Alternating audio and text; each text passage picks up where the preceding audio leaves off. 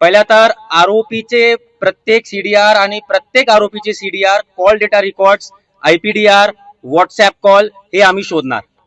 याच्यामध्ये कोण कोण सामील आहे यांनी काही 5 नाव दिले, अजून काही आहे का, काही कम आहे, जास्त आहे, पूर्ण आम्ही शोधणार.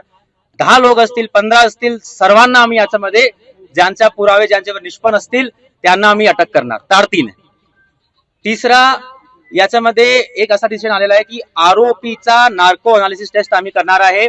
आरोपीचा नार्को अनालिसिस टेस्ट साठी आम्ही कोर्टाला पत्र देणार आहे, कोर्टाला विनंती करणार आहे की आरोपीचा नार्को अनालिसिस झाला पाहिजे, कारण की अतिशय संवेदनशील गुन्हा आहे.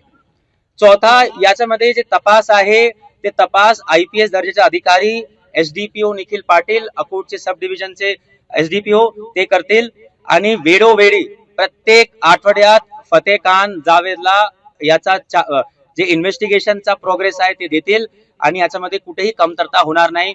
पूर्ण डिजिटल फॉरेन्सिक्स, ई साक्ष, मोबाईल फॉरेन्सिक व्हॅन, प्रत्येक गोष्टीचा आम्ही याच्यामध्ये काळजी घेणार. ऍज एसपी म्हणून आपल्याला गवाही देतो, या गुन्ह्यामध्ये जे जे लोक सामील असतील, जे काही मास्टर माइंड असतील, त्यांचा पूर्ण शोध लावून आम्ही अटक करणार, आपले समोर सांगणार की काय काय झालेलं आहे.